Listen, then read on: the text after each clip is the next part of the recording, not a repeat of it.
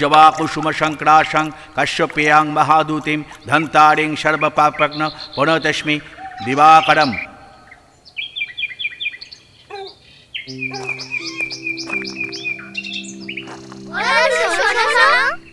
কিরে, তোদের এত উতলা দেখাচ্ছে কেন আজকে?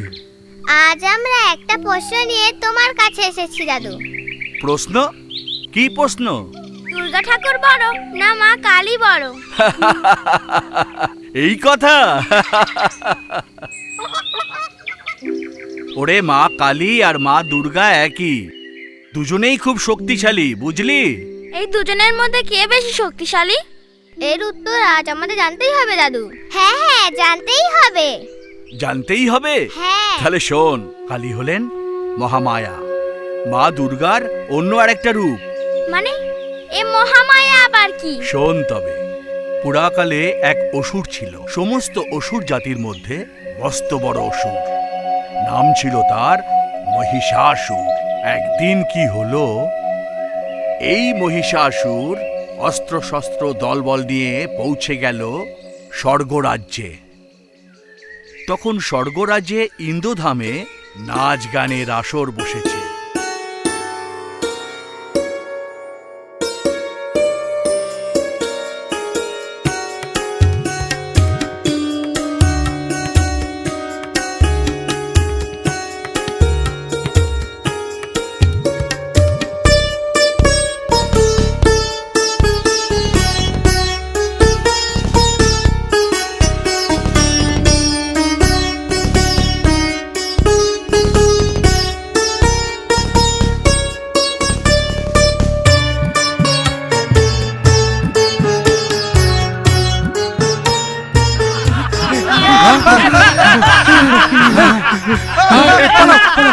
কিন্তু দাদু, আমরা তো শুনেছি যে দেবতারা নাকি অনেক বেশি শক্তিশালী। তাহলে অসুরদের হাতে তাদের এমন পরাজিত কেন হতে হলো? বলছি রে, বলছি। তার আগে শোন, অসুররাজ মহিষাসুর অমরত্বের আশায় একসময় এমন ধ্যান করা শুরু করেছিল যে হিমালয় পর্বতের পাদদেশে এই মহিষাসুরের সেই মহা তপস্যায় মুগ্ধ হয়ে স্বয়ং ব্রহ্মা সামনে এসে প্রকট হতে বাধ্য। বৎস, তোমার কঠোর তপস্যায় আমি অতীব তুষ্ট হয়েছি। হে পিতামহ ব্রহ্মদেব, আপনাকে জানাই শত কোটি প্রণাম। আমাকে আশীর্বাদ করুন। কি চাও তুমি? কোন বরে তুমি সন্তুষ্ট হবে? প্রার্থনা করো। হে জগৎপিতা, আপনার ক্ষমতা অপরিসীম। আমি সেই কেবল অসীম ক্ষমতার কিঞ্চিত অংশীদার হতে চাই। মৃত্যু ভয় জয় করতে চাই আমি। অমরত্ব প্রাপ্তিতেই একমাত্র তুষ্টি আমার। কিন্তু তীর্থরাজ, এমন বর দান করা আমার পক্ষে সত্যি অসম্ভব। কেননা এই জগতে যার সৃষ্টি আছে তার বিনাশ অবশ্যম্ভাবী, যার জন্ম আছে তার মৃত্যু অনিবার্য। এই মহাকালের এটাই নিয়ম।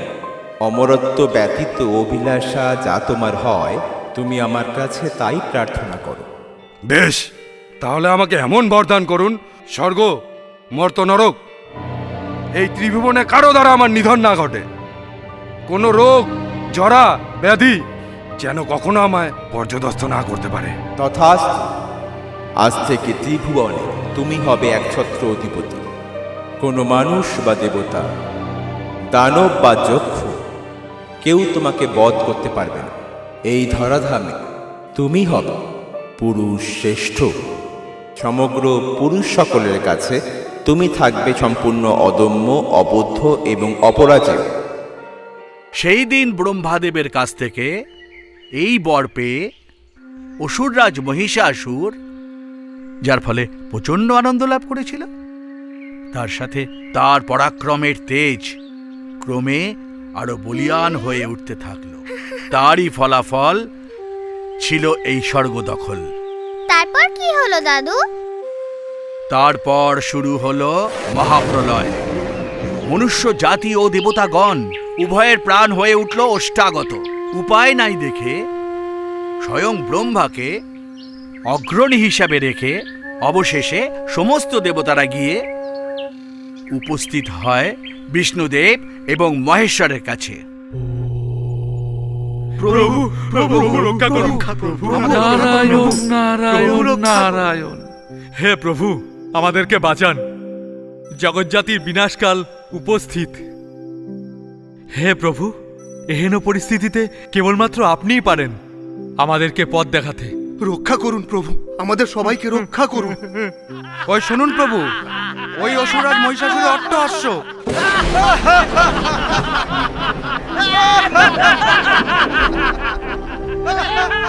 আমাদের স্বর্গ থেকে উৎখাত করে সে পরম আনন্দ সাগরে নিমজ্জিত হয়ে আছে। তাছাড়া হে জগৎপালক, মহিষাসুরের অত্যাচারে আজ মর্ত্যবাসীদের অবস্থা চরমে। সহজ পরিভাষায় বলতে গেলে সৃষ্টির ভারসাম্য নষ্ট হতে চলেছে প্রভু। আর বেশি দিন এমন পরিবেশ থাকলে সৃষ্টির বিনাশ অবশ্যম্ভাবী। আপনি কিছু একটা উপায় বের করুন। উপায় অবশ্যই আছে। ঋষিবর কাত্যায়ন মুনির শরণাপন্ন হতে হবে। নারায়ণ নারায়ণ। তবে হ্যাঁ, দেবাদিদেব মহাদেব আর ব্রহ্মাদেবকেও আহ্বান জানানো হোক। প্রভু প্রভু, বিষ্ণুদেবের পরামর্শ মতো অবশেষে কাত্যায়ন মুনির আশ্রমে সমস্ত দেবতারা পৌঁছাবার পর সত্যি সত্যি একটা উপায় বের হলো বইকি।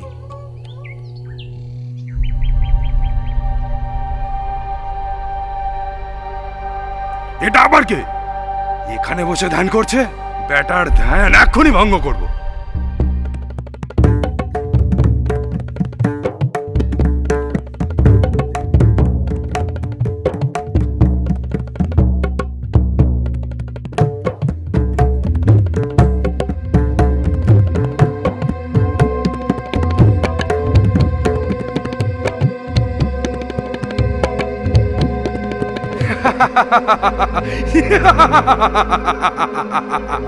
এই আপনার একাগ্রতার নমুনা ঋষিবর? সামান্য এক নারী আপনার ধ্যান ভঙ্গ করতে সক্ষম হয়? শোন দুরাচারী, যে নারীর রূপ ধরে আজ তুই ছলনা করে আমার সাথে আমার ধ্যান ভঙ্গ করলি, সেই নারী রূপী স্ত্রীর শক্তিতেই হবে তোর বিনাশ। পরম গুরু স্বয়ং ব্রহ্মার আশীর্বাদ ধন্য আমি, আমার বিনাশ নেই, আমি অমর। প্রণাম দেবগণ। এহেন অহংকারী অসুররাজের পতনের একমাত্র কারণ হবে প্রভু। সে জগতের সমস্ত পুরুষের দ্বারা অবদ্ধ ঠিকই, কিন্তু স্ত্রী শক্তির দ্বারা তার বধ নিশ্চিত। তাই আমার এই অভিশাপই আপনাদের প্রধান অস্ত্র হবে প্রভু। অতি উত্তম। দেবগণ, পরমেশ্বরের পরমা শক্তির অংশ সমাহিত আমাদের সকলের মধ্যে আমাদের সেই অন্তর্নিহিত তেজময় শক্তিকে জাগরিত করে তোলার সময় এসেছে। নারায়ণ নারায়ণ। কিন্তু হে পুরুষোত্তম, সেই শক্তি কি আদৌ আমাদের প্রলয়ের নাগপাশ থেকে উদ্ধার করতে সক্ষম হবে? অবশ্যই দেবরাজ। আমাদের কেবলমাত্র সকল আধার হতে অর্জিত অসীম তেজস্বী সেই পরমা শক্তিকে একটি মহা আধারে ঘনীভূত করতে হবে। আর সেই মহাদিব্য শক্তি এক সময় এক তেজস্বী নারীর সৃষ্টি করবে। তিনিই হবেন আদ্যাশক্তি মা মহামায়া, তাই না প্রভু? যথার্থই বলেছেন আপনি ঋষিবর। নারায়ণ নারায়ণ। তবে কেবল সৃষ্টির ভারসাম্য রক্ষাতেই হবে তার এই আবির্ভাব। আপাতরূপে ঋষিবর কাত্যায়নের কন্যারূপী তিনি কাত্যায়নী। পরবর্তীতে মহিষাসুরের পাপের ঘোড়া পূর্ণ হলে ইনিই হবেন তার একমাত্র বিনাশের কারণ, দেবী দশভুজা। সাধু সাধু। আসুন, প্রভুর নাম নিয়ে আমরা সকলে এবারে একত্রিত হয়ে আমাদের অন্তর্গত সেই তেজময় পরমা শক্তিকে একযোগে আহ্বান করি। এইবার ব্রহ্মা বিষ্ণু মহেশ্বরের সেই ত্রিদেব এবং বাকি দেবগণের অন্তর্নিহিত তেজ এবং তাদের অদম্য ইচ্ছা শক্তির তীব্র প্রভাবে অবশেষে সৃষ্টি হল সেই পরমাশক্তির স্বরূপা দেবী মহামায়ার। কাত্যায়নী রূপে তার সৃষ্টি হল। এরপর শুধু বাকি রইল কেবল তাকে রণসজ্জায় সজ্জিত করার পালা।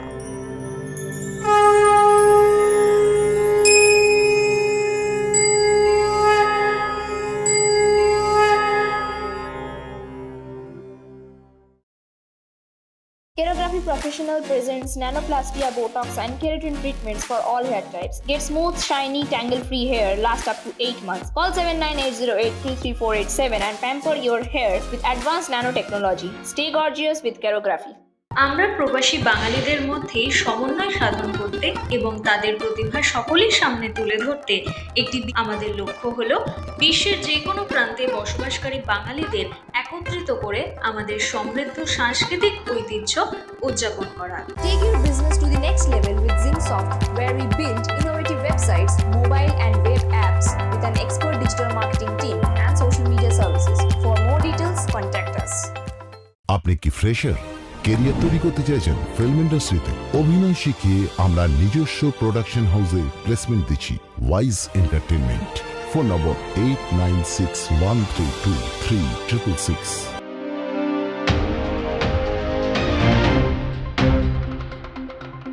দেশের খবর, দশের খবর, জেলার খবর, সব খবরে নজর রাখছি আমরা। তুলে ধরছি নিজস্ব নিউজ চ্যানেলে ওয়াইজ নিউজ, খবরের সত্যাসত্য 24 ঘন্টা।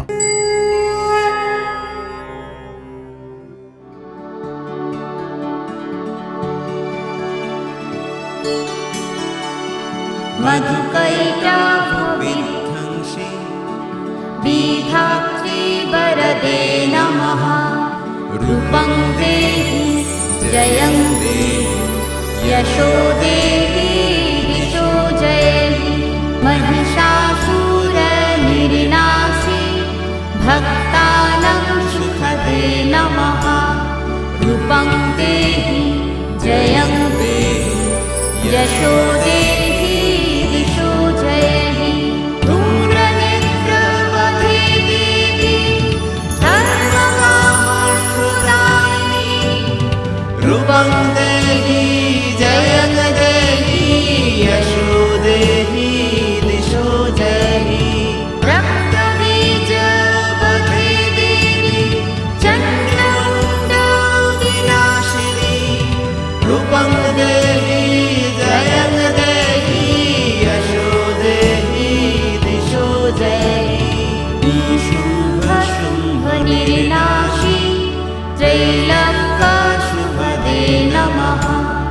रूपं देहि जयं देहि यशो देहि दिशो जयहि।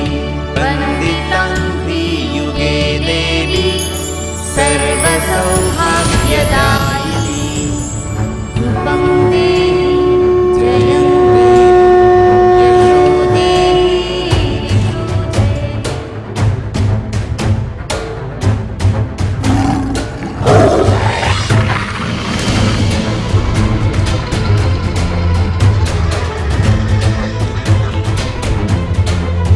এদিকে দেবী দুর্গা তখন দশভুজা মূর্তির পরিগ্রহণ করে শঙ্খে দিলে ওঙ্কার।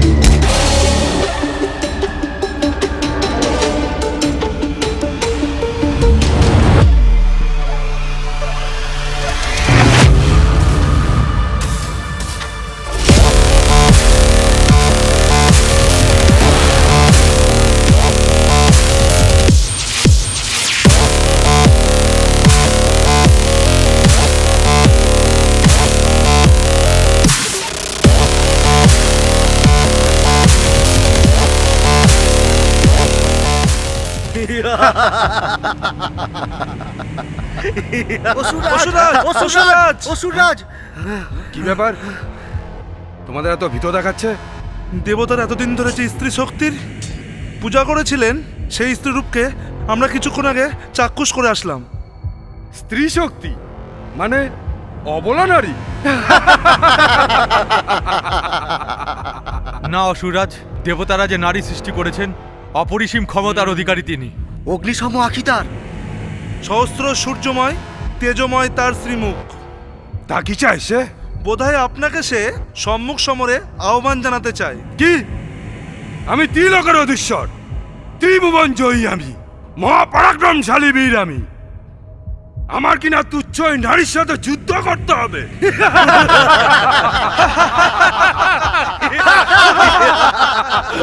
দেখুন প্রভু, এমন দাম্ভিক এবং সাধারণ বোধজ্ঞান বিস্মিত যোগীকে এমন বর দেওয়া কি আদৌ সমীচীন ছিল? প্রিয়তমা, আপনিই তো এই মুহূর্তে মহিষাসুরকে যোগী বলে সম্বোধন করলেন। এখন একজন যোগী তার কঠোর তপস্যা, উদ্ভূত যোগশক্তির দ্বারাই বরপ্রাপ্তির ক্ষমতা অর্জন করে থাকে। সুতরাং মহিষাসুরের এই বর যে অবশ্যই প্রাপ্য ছিল। আর তাছাড়া আপনি যা শুনেছেন আর যা দেখছেন, এই সবই হলো এই প্রকৃতির লীলা খেলা। হে মহাযোগিন, তবে কি আপনি বলতে চান যে এ সবই পূর্ব পরিকল্পিত? দেবী পার্বতী, এই প্রকৃতির চেয়ে বড় যে আর কেউই নেই, এবং প্রকৃতি একমাত্র স্বনিয়ন্ত্রিত। এ কথা সার সত্য, এতে কোনো সন্দেহ নেই। তাহলে আপনি স্বচক্ষেই দেখে নিন প্রকৃতির সেই মায়া। এক নিতান্তই অবলা সামান্য নারী, তার এত আস্ফালন! সে যেমনই হোক অসুররাজ, আপনি নিশ্চিত থাকুন যে নারী আপনার ললাটে দুশ্চিন্তার বলিরেখা এনে দিয়েছে, এই বিরূপাক্ষের হাতে তার সংহার অবশ্যম্ভাবী। আমার অপরিসীম ক্ষমতা সম্পর্কে আপনি তো জানেন প্রভু। আমায় বধ করবে এমন সাধ্যি কার? যতবার সে আমার মস্তক ছিন্ন করবে, ততবার আমি পুনর্জন্ম ধারণ করব। আপনি শুধু আজ্ঞা দিন প্রভু, মুহূর্তের মধ্যে তার শিরচ্ছেদ করে আপনার পদতলে এনে উপহার দেব। শুম্ভ ও নিশুম্ভ আমরা দুই ভ্রাতা, আপনার আনুগত্যের মর্যাদা দিতে চাই প্রভু। মহিষাসুরের তরফে দুই ভ্রাতা শুম্ভ এবং নিশুম্ভ যুদ্ধ করতে এলেন মহামায়ার সাথে।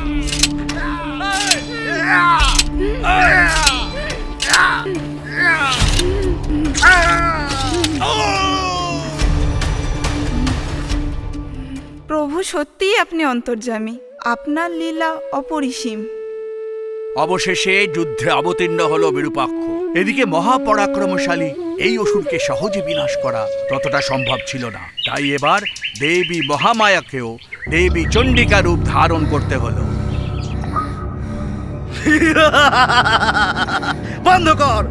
বন্ধ কর তোর এই লীলা। সামান্য এক অবলা নারী তুই, তোর এমন আস্ফালন কিন্তু মানায় না। সে তো যুদ্ধেই প্রমাণ হয়ে যাবে। তবে শুরু হোক যুদ্ধ। যুদ্ধাং দেহি।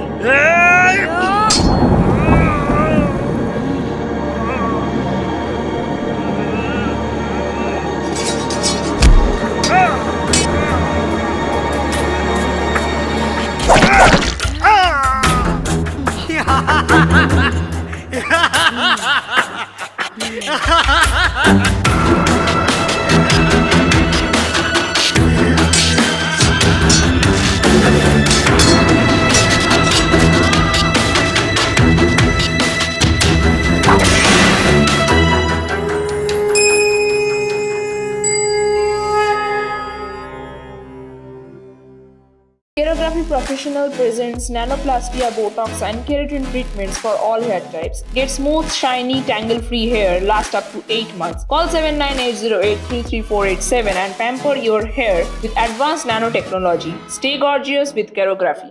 আমরা প্রবাসী বাঙালিদের মধ্যে সমন্বয় সাধন করতে এবং তাদের প্রতিভা সকলের সামনে তুলে ধরতে আমাদের লক্ষ্য হলো বিশ্বের যে কোনো প্রান্তে বসবাসকারী বাঙালিদের একত্রিত করে আমাদের সমৃদ্ধ সাংস্কৃতিক ঐতিহ্য উদযাপন করা। Take your business to the next level with Zingsoft, where we build innovative websites, mobile and web apps with an expert digital marketing team and social media services. For more details, contact us.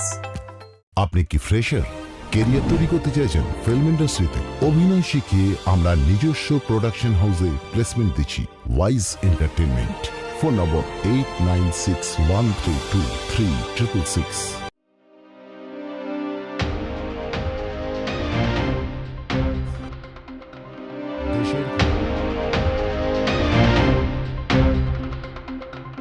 দেশের খবর, দশের খবর, জেলার খবর, সব খবরে নজর রাখছি আমরা। তুলে ধরছি নিজস্ব নিউজ চ্যানেলে ওয়াইজ নিউজ, খবরের সত্যাসত্য 24 ঘন্টা।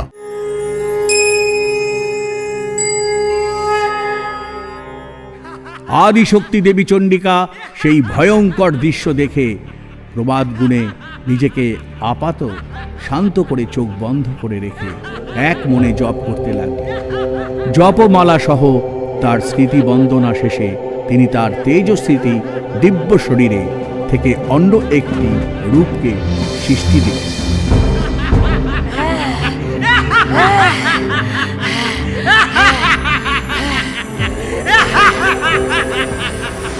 অসুর রক্তবীজ, আজ তোর নিস্তার নেই।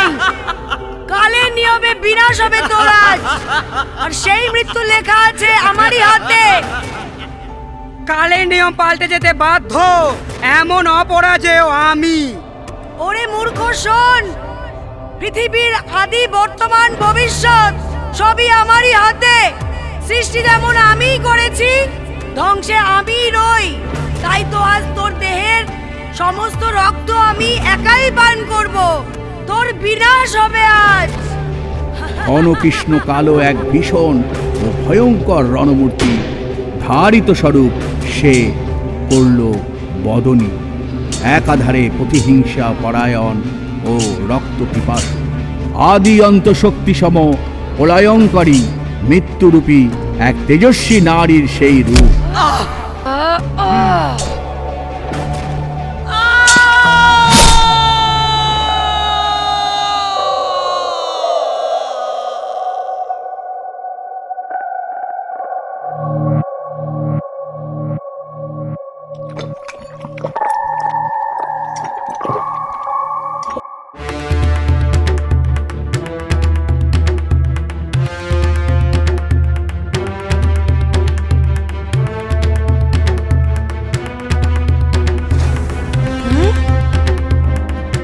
কি দেখছি আমি?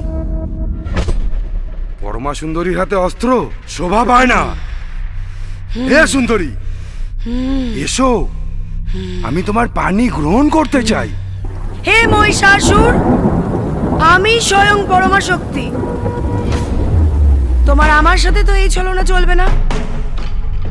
এসো, বরং আমার সাথে যুদ্ধ করো। ঠিকই চিনেছেন আমাকে, আমি অসুর রাজ মহিষাসুর। তবে আপনি বোধহয় বিস্মিত হয়েছেন, স্বয়ং ব্রহ্মার বরপ্রাপ্ত আমি। আত্ম অহংকার পতনের মূল কারণ মহিষাসুর। আমি সেই নারী, আমি সেই স্ত্রী শক্তি, যার দ্বারাই তোমার মৃত্যু হবে। সামান্য নারী হয়ে তোর দম্ভ তো কম দেখছি না। হোক তাহলে যুদ্ধ।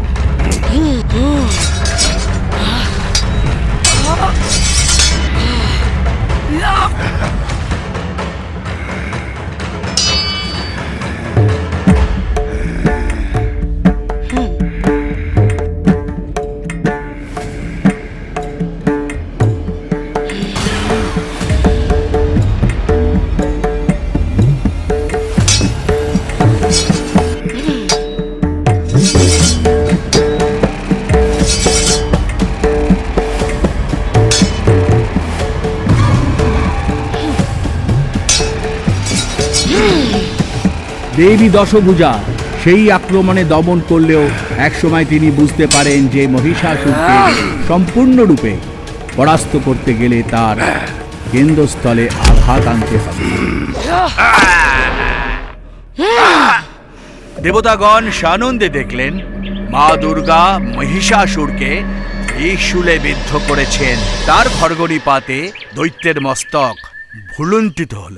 সাথে সাথে সমস্ত দেবগণের দ্বারা দশভুজা রূপে স্তুতি শুরু হলো, আর সাথে হলো পুষ্পবৃষ্টি।